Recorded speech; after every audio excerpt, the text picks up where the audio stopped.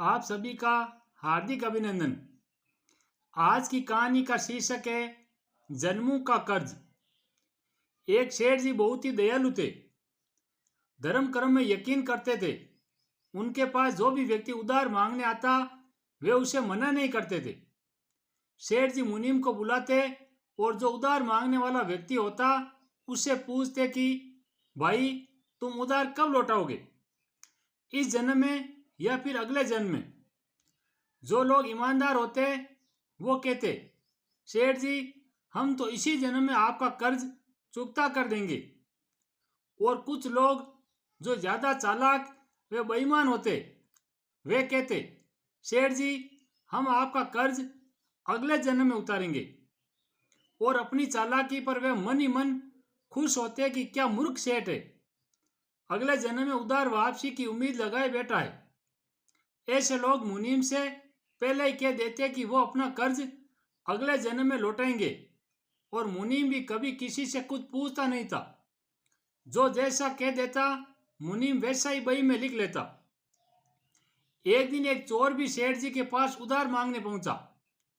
उसे भी मालूम था कि सेठ अगले जन्म तक के लिए रकम उधार दे देता है। हालांकि उसका मकसद उधार लेने से अधिक सेठ की तिजोरी को देखना था। चोर ने सेठ से कुछ रुपए उधार मांगे। सेठ ने मुनीम को बुलाकर उधार देने को कहा। मुनीम ने चोर से पूछा भाई इस जन्म में लौटाओगे या अगले जन्म में। चोर ने कहा मुनीम जी मैं यह रकम अगले जन्म में लौटाऊंगा। मुनीम ने तिजोरी खोलकर पैसे दे दिए। चोर ने भी तिजोरी देख ली और तय कर लिया कि इस मूर्ख सेठ की तिजोरी आज रात में उड़ा दूंगा। रात में सेठ के घर के पास पहुंच गया और वही भैंसों के तबेले में छिपकर सेठ के सोने का इंतजार करने लगा। अचानक चोर ने सुना कि भैंसें आपस में बातें कर रही है और वह चोर भैंसों की भाषा ठीक से समझ पा रहा है। एक भैंस ने दूसरी से पूछा तुम तो आज ही आई हो ना बहन। उस भैंस ने जवाब दिया हाँ आज ही सेठ के तबेले में आई हूं। सेठ जी का पिछले जन्म का कर्ज उतारना है। और तुम कब से यहाँ हो। उस भैंस ने पलटकर पूछा तो पहली वाली भैंस ने बताया मुझे तो 3 साल हो गए हैं बहन। मैंने सेठ जी से कर्ज लिया था यह कहकर कि अगले जन्म में लौटाऊंगी। सेठ से उधार लेने के बाद जब मेरी मृत्यु हो गई तो मैं भैंस बन गई और सेठ के तबेले में चली आई। अब दूध देकर उसका कर्ज उतार रही हूं। जब तक कर्ज की रकम पूरी नहीं हो जाती तब तक यहीं रहना होगा।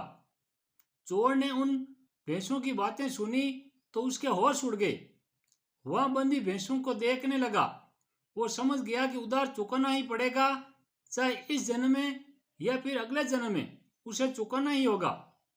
वह उल्टे पांव सेठ के घर की ओर भागा और जो कर्ज लिया था उसे फटाफट मुनीम को लौटाकर रजिस्टर से अपना नाम कटवा लिया।